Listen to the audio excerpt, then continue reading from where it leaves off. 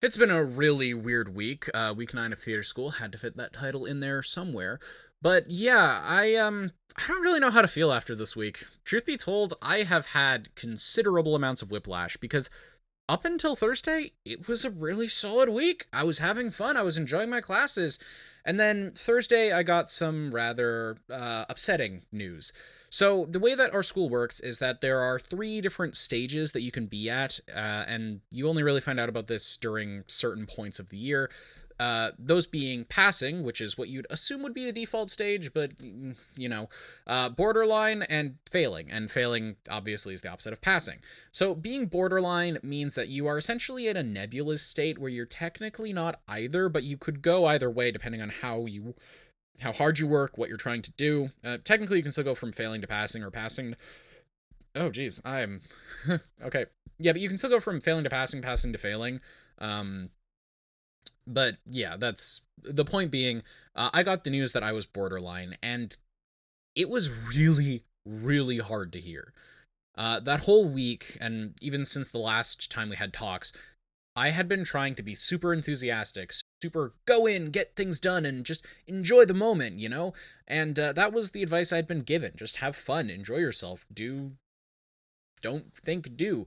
And I tried. I genuinely tried so hard, and getting the news that I was borderline was absolutely devastating because it really threw into question a lot of my own self worth and whether or not what I was doing was right or wrong. And I had I was out of it for the rest of the day on Thursday after getting that news. Like I had a hard time keeping myself together, I'll be honest, and it carried over into the next day. I didn't even really want to go into school on Friday, but I did because I just it was better that I pushed through. There wasn't really anything I was going to gain by staying at home all day and wallowing about the fact that I wasn't where I wanted to be. But I think the biggest thing that really helped me realize was just how much I valued what I had here. Going into the week a little bit, we did a lot of really interesting and fun things with our character studies, which I think was meant to help build us into what we're going to be doing this next week. Um, yeah, Monday we worked with our characters, with other characters, building scenes with them. Tuesday we had a strata meeting where everybody was interacting with each other and we had to build relationships. So, like, I was a babysitter for one of the actors who was playing a younger character. Or on Wednesday, where we played a game of Mafia where I died immediately because of my friend. But that's not good. That's not what we're talking about. And then Thursday, we do our scenes. I do a fantastic job. Some of my classmates are noticing that. The teachers notice that. Great day. And then I get the news that, oh yeah, you kind of messed up here.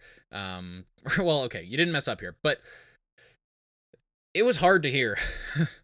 All of that enthusiasm, all of me being more open with people, trying my best, and it felt like it just wasn't enough for a really long period of time, which was quite aggravating and confusing, especially when my teachers actively told me, no, you're doing all the right things. You're doing exactly what we want out of you. And today, especially, we're really seeing it. We've been seeing it this whole week.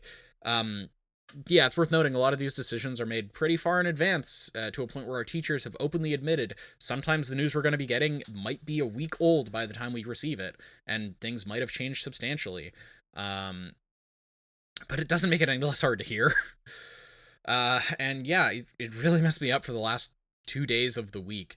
On top of that, it knocked me out of it for Friday too. Not nearly to the degree of Thursday, but I noticed myself feeling more than a little bit out of it. But I decided to keep pushing through it and keep at it, and to not let it beat me, essentially, because it would have been easy to do that. It honestly would have been easy for me to just wallow in self pity and be at my dorm all day, upset about it, needing to take the day for a mental health break or whatever. But I went in on Friday, and I'm not necessarily saying I did the best I ever could have or that I just had a stellar day, but you know what?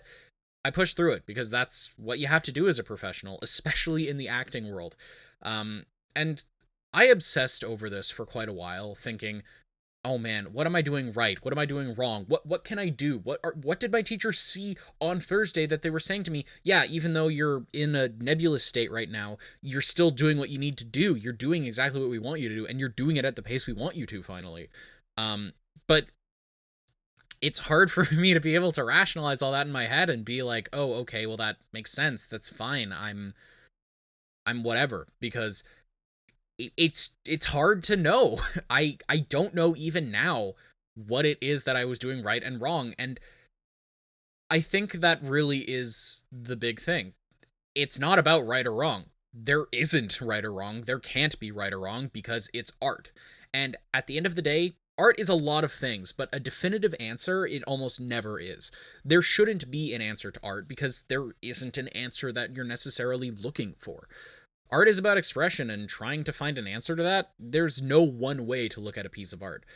Another good way to look at it for an actor, and especially as an actor needing to learn to deal with things like rejection or hearing very tough things, is that you can't get everything right. You can't worry about things like how other people see you. You can't worry about the fact that, oh, well, I did this audition and I tried my hardest and I didn't get the character, because at the end of the day, the casting director might not even look at you simply because they found somebody else who was better. It's not that you necessarily did anything wrong. It's not that your interpretation of the character was wrong or that you didn't do a good enough job. It might just be that somebody did that much better than you, and there's no control over that. In a similar vein, you can't really control how other people feel about you. And that's kind of what I took out of that meeting after a lot of time being frustrated about it. It's that, you know what? They are seeing me doing it. I'm not going to show excitement in the same way as any of my classmates. I am not going to show enthusiasm or passion in the same way that they do. But that doesn't mean I don't have it. That doesn't mean I don't have enthusiasm or passion to give. It just means that I have to focus on doing it my way. And I think I'm actually starting to get there. Full disclosure, I'm recording this on the Monday, so I've already gotten into this coming week that I'll be recording for sometime in the future.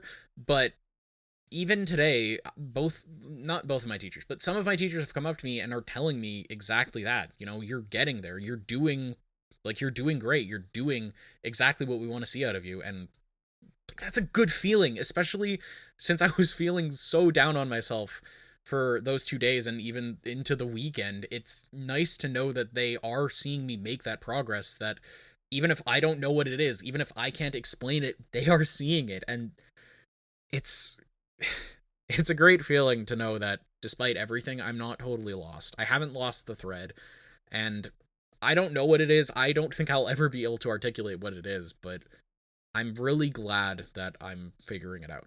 Um, in terms of what we're doing in this coming week, and this recording's already gone on quite long, we're going to be doing opposite characters. So basically, what I am, everything I do, got to think of it in the opposite sense. So if I'm generally pretty laid back or relaxed, I need to be high energy and jumpy and whatever else. Or, yeah. It kind of ties into the whole showing enthusiasm in my own way thing, too, because I'm not the most jump at it kind of guy. So having to take things in a different direction from how I am normally and do the opposite of that gives me an opportunity to explore that side of myself. And I'm excited for that prospect, honestly.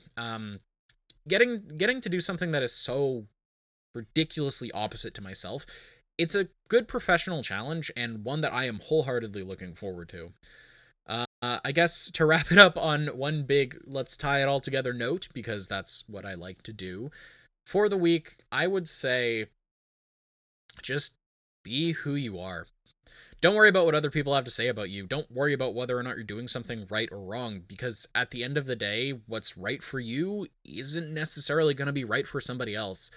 I've struggled with self confidence, and especially in this past week, self worth a lot. And at the end of the day, you can't expect to find validation in other people. You need to be willing to accept the fact that for all your faults or for all the things you don't like about yourself, you are the only person who can tell you that you matter. You're the only person who can believe in yourself enough to believe that what you are doing is what you should be doing. Because while plenty of people can give you validation and plenty of people can make you feel good about yourself, at the end of the day, you are the person who's going to be able to tell yourself something and have you actually believe it. So if you ever come up at a roadblock in life, or if you're ever dealing with feelings of self-worth or doubt, or just feeling like you're not doing anything right and it doesn't matter what you try to do, just know that you're doing what you need to do for yourself. And that's enough sometimes.